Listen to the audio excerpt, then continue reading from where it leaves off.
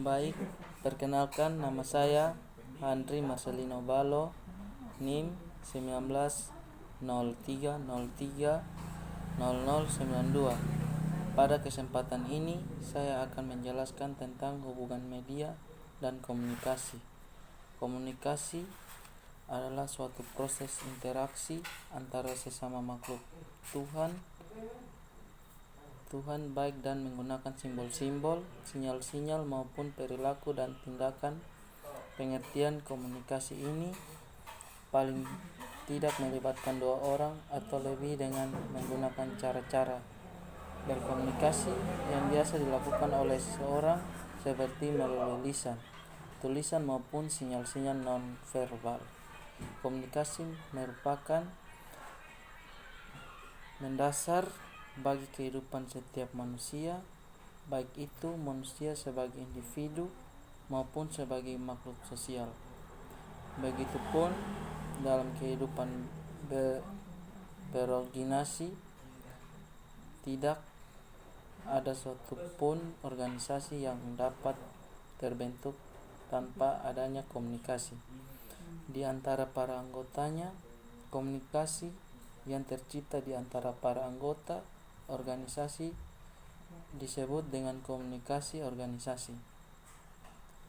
Salah satu komunikasi yang kerap atau tidak mungkin tidak terjadi dalam organisasi adalah komunikasi interpersonal.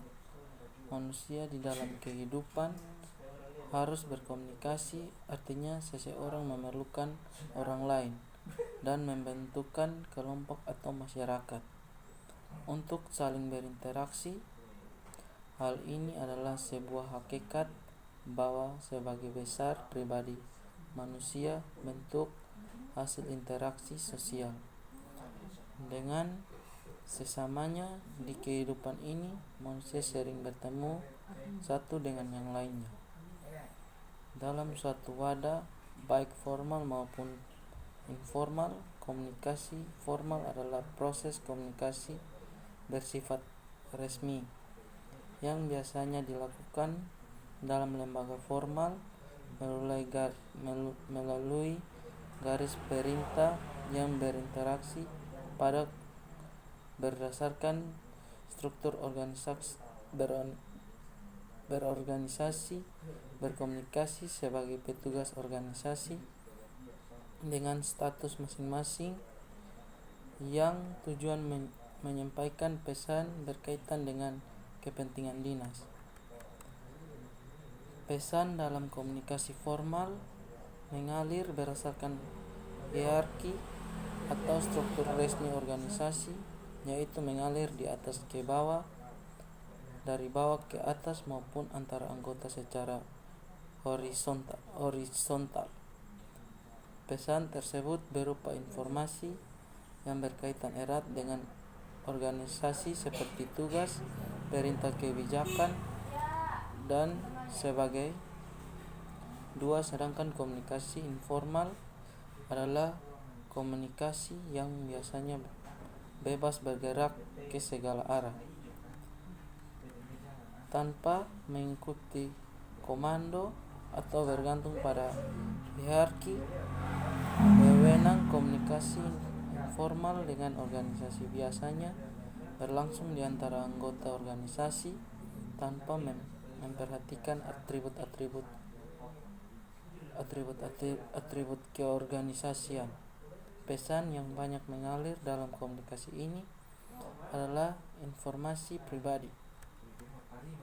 Fungsi komunikasi informal untuk memelihara hubungan sosial persahabatan. Kelompok informal, penyebaran informasi yang bersifat pribadi dan privat, isu gosip atau rumor jaringan, atau seluruh komunikasi formal dan informal dalam suatu organisasi bersifat saling melengkapi dan mengisi di dalam lingkungan organisasi. Komunikasi formal dan informal merupakan seluruh komunikasi yang terpisahkan karena adanya saling berkaitan pada keduanya dan saling mempengaruhi satu dengan yang lain. Dalam organisasi tersebut, jika seluruh formal tidak terlaksanakan dengan baik, maka bisa dioptimalkan melalui seluruh komunikasi informal. Organisasi adalah sebuah sistem sosial yang berkompetasinya jelas terlihat melalui jenis, peringkat, bentuk, dan jumlah interaksi yang berlaku. Proses komunikasi yang organisasi adalah suatu faktor penentu dan mencapai organisasi yang efektif. Salah satu proses yang akan selalu terjadi dalam organisasi apapun adalah proses komunikasi. Melalui organisasi terbentuk informasi, gagasan, dan pengalaman. Mengingat perannya yang penting dalam menuju kelancaran berorganisasi, maka perhatian yang cukup perlu dicurahkan untuk mengelola komunikasi dan organisasi, yang dalam konteks ini adalah komunikasi interpersonal antara atas dan bawahnya. Proses komunikasi yang terjadi begitu dinamik dan dapat menimbulkan berbagai masalah yang mempengaruhi mencapai sebuah organisasi, terutama dengan timbul salah paham dan konflik. Komunikasi merupakan aktivitas dalam manusia. Dengan berkomunikasi, manusia dapat saling berhubungan satu sama lain, baik dalam kehidupan sehari-hari, di rumah tangga, di tempat kerja, dalam masyarakat, atau di mana saja. Tidak ada satu manusia yang tidak terlibat dalam komunikasi. Komunikasi memiliki peranan yang sangat penting dalam kehidupan manusia, baik secara individu, kelompok, maupun organisasi. Ruben memberikan definisi mengenai komunikasi manusia yang lebih komprehensif, yaitu komunikasi manusia adalah suatu proses melalui mana individu dalam hubungannya dalam kelompok, dalam organisasi, dan masyarakat menciptakan, mengirim, dan menggunakan.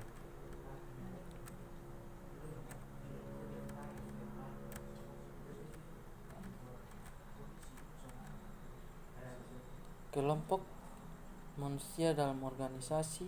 Ruben memberikan definisi mengenai komunikasi manusia yang komprehensif, yang komunikasi manusia adalah suatu proses melalui mana individu dan hubungannya dalam kelompok, dalam organisasi, dan dalam masyarakat menciptakan, mengirim, dan menggunakan informasi untuk koordinasi lingkungan orang lain.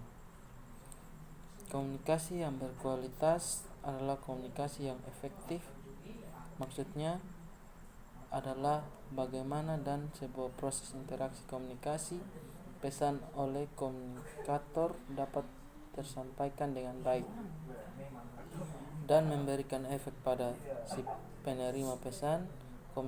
Kombinator efek-efek dan diharapkan dalam berkomunikasi antara lain efek kognitif, pengetahuan, efek pada sikap, maupun efek pada perilaku.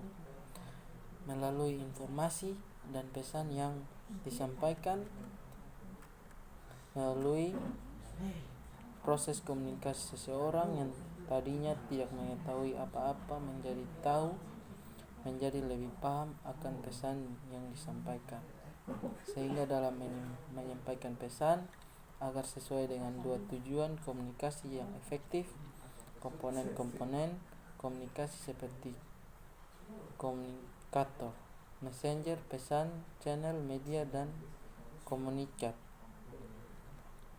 Komunikan harus diperhatikan agar komunikasi yang dilakukan dapat memberikan efek bagi penerima. Agar komunikasi yang dilakukan dapat memberikan efek baik menerima penting, komunikasi bagi manusia tidaklah dapat dimungkiri. Bagi juga hal bagi suatu organisasi. Komunikasi dan organisasi memiliki kompleksitas yang tinggi, yaitu bagaimana menyampaikan informasi dan menerima informasi merupakan hal yang tidak mudah dan menjadi tantangan dalam proses komunikasinya. Dalam komunikasi organisasi, aliran informasi merupakan proses yang rumit karena melibatkan seluruh bagian yang ada dalam organisasi.